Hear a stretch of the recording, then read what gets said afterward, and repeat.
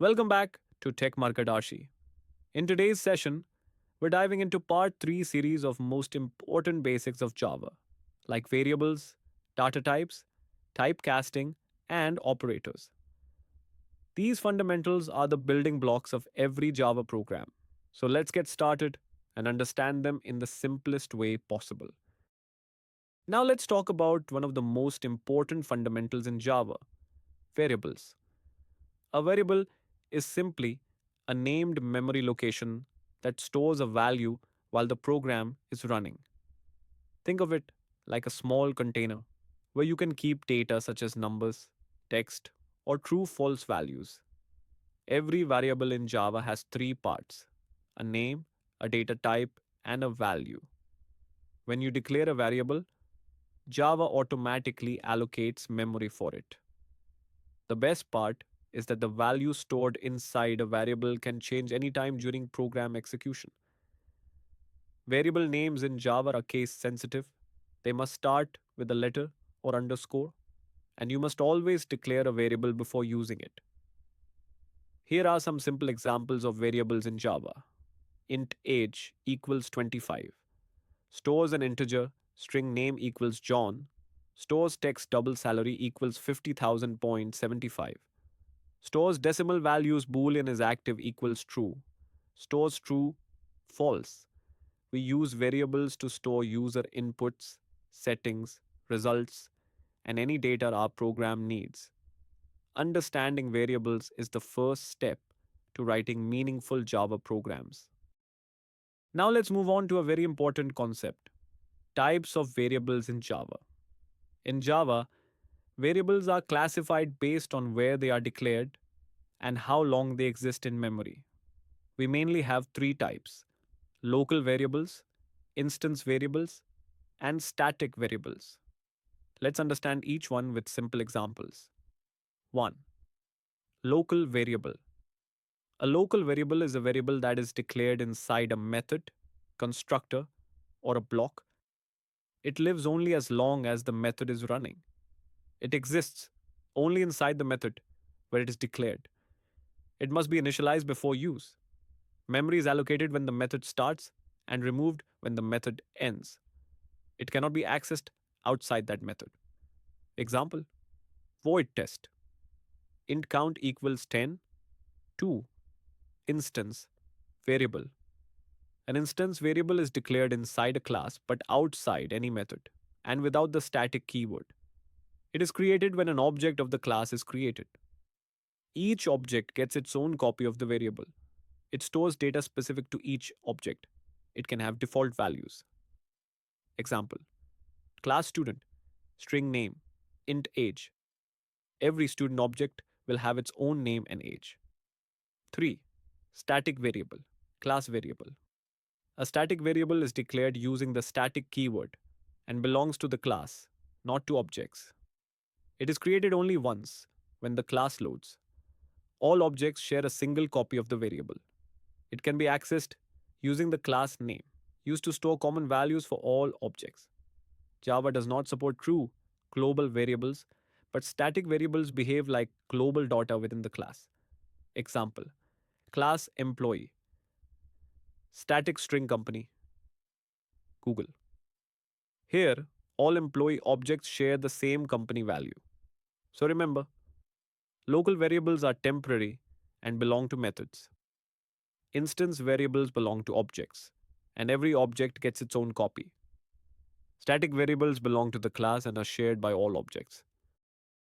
Now let's move on to a very important concept in Java: data types. Data types simply define what kind of data a variable can store. Since Java is a strongly typed language, every variable must have a type before it is used. For example, if you say int age equals 25, double price equals 100, 99.99, char grade equals A, boolean is valid equals false, string name equals Alice, int numbers equals 1, 2, 3. Here the type tells Java how much memory to allocate and what operations are allowed on that variable. Now let's move into one of the most important fundamentals in Java: types of data types. Java categorizes data types into primitive and non primitive, and understanding this separation helps you write efficient and error free code. First one is primitive data types. Primitive types are Java's built in, lightweight data types. They store actual values, not objects, and are very fast. We have 8 primitive data types. Byte stores very small numbers, takes only 1 byte of memory. Short stores slightly bigger integers. Int, the default and most commonly used integer type. Long stores large numbers and must end with L float. Decimal values with lower precision, ends with F double, high precision decimal values. Default for floating point numbers.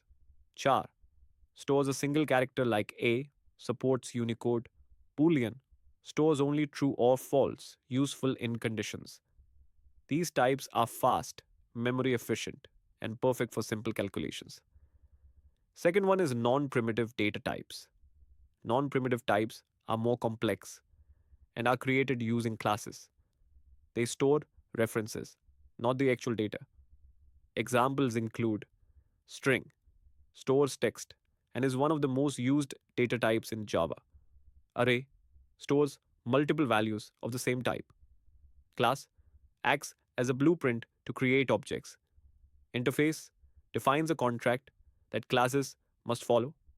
These are powerful, flexible, and help implement object oriented concepts. Now, key differences between primitive and non primitive data types is primitive types have fixed memory and are stored in the stack. Non primitive types live in the heap and can grow dynamically. Primitive values are simple and fast. Non primitive types come with methods, properties, and more complexity. Understanding this difference helps you decide which type to use for better performance and cleaner programs. Next, let's talk about one of the most important concepts in Java: typecasting. Typecasting simply means converting one data type into another. Java is very strict with types, so sometimes data must be converted to match variables or operations. First, what exactly is typecasting? Typecasting is the process of converting a value from one data type to another. Java supports two types of casting: implicit and explicit. Now, we'll discuss on implicit casting, widening. Implicit casting, also called widening, happens automatically. This is when a smaller data type is converted into a larger one, and Java guarantees no data loss. For example, implicit casting, widening, automatic intinum equals 100, double D equals num delum, int double. Here, Java automatically converts the integer value into a double because double has a bigger range. Next is explicit casting, also called narrowing. This is a manual conversion from a larger type to a smaller type, and this may cause data loss. For example, one explicit casting, narrowing, manual double price equals 99.99. Int TP equals open parenthesis, int close parenthesis price, double arrow int, decimals lost. Notice that when converting double to int, the decimal part is removed. That's why Java requires the explicit cast. Now, we will discuss on object casting. Typecasting also applies to objects. Java provides upcasting and downcasting. For example, object obj equals hello, upcasting, automatic. String text equals string, obj, downcasting, explicit. Upcasting is automatic because all classes inherit from object. Downcasting needs manual confirmation to tell Java what the real object type is. So, typecasting helps Java handle different data types smoothly. Whether you're doing arithmetic, interacting with APIs, or working with objects, just remember: widening is safe and automatic, narrowing is manual and may lose data. Now, let's move on to one of the most important fundamentals of Java: operators. Operators are basically symbols that tell Java what action to perform. They allow us to do everything from calculations to comparisons to making logical decisions in our programs. You can think of operators as tools that work on operands, which are just values or variables. For example, in a plus B, plus is the operator, and A and B are operands. Java provides different categories of operators such as arithmetic, unary, relational, logical, assignment, bitwise, and even the ternary operator. We use these operators in expressions, conditions, loops, decisions, basically everywhere in programming. Now let's look at some common operator types with examples. First one is arithmetic operators. These are used to perform mathematical operations. Int I equals 10, int b equals 3, int sum equals a plus b, 1, 13 int diff equals a minus b, 7 int prod equals a times b, 30 int div equals a divided by b, with 2, 3 int mod equals a modulo b. One second one is unary operators. These work with only one operand, mostly for increment, undid, decrement, or logical not. Int m equals 5, m plus plus. Chart of post increment 6 plus plus m, pre increment 7m minus minus. Post decrement 6 minus minus m, pre decrement 5 and neg equals minus m, unary minus boolean flag equals true, boolean not flag equals not flag. Now, third operator is relational operators. Relational operators are used to compare two values, and they always return either true or false. These are very useful when writing conditions inside if statements, loops, or decision making logic. For example, ntx equals 5, nty equals 10, boolean r1 equals x equals y. Is false boolean r2 equals x not equals y? Is true boolean r3 equals x greater than y? Is false boolean r4 equals x less than y? Is true boolean here 5 equals x greater than or equal to y? Is false boolean here 6 equals x less than or equal to y? Is true y is true? These comparisons help Java decide what to execute next. Fourth operator is logical operators. Logical operators combine multiple Boolean expressions. They are used when more than one condition needs to be checked. Example, Boolean p equals true, Boolean q equals false, Boolean res1 equals p and q, and false, Boolean res2 equals p or q, or true Boolean res3 equals not p, not false, and returns true only if both conditions are true, or returns true if any one condition is true, not reverses the Boolean value. These are essential in validations, security checks, and flow control. Fifth is assignment operators. Assignment operators are used to store values in variables and also to update values efficiently. Example, int n equals 10, n plus equals 5, n equals 15, and minus equals 3, n equals 12, n times equals 2, n equals 22 divided by equals 4, n equals 6, and modulo equals 5, n equals 1. These short forms make code cleaner and easier to write, especially when updating counters, totals, or loop variables. Sixth operator is bitwise operators. Bitwise operators work at the binary level. They compare each bit of two numbers and perform operations like AND, OR, XOR, left shift, or right shift. These are commonly used in performance critical applications, encryption, device programming, and game development. Let's look at the examples. Int I equals 5.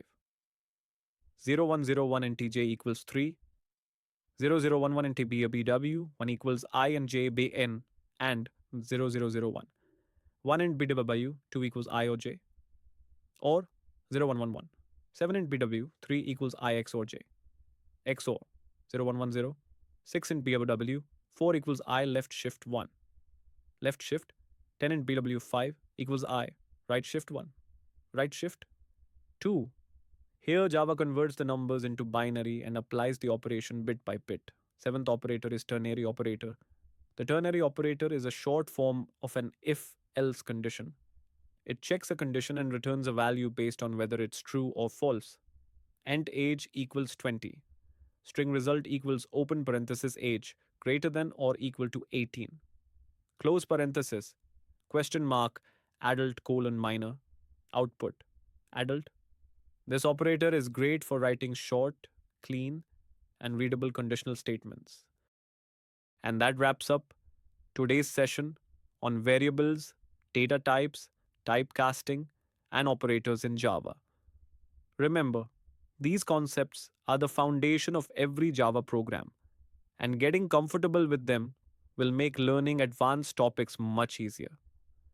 If you practice a little every day, you'll start writing cleaner and more efficient code in no time. Don't forget to like, share, and subscribe to Tech Margadarshi so you won't miss the next part where we dive even deeper into Java programming.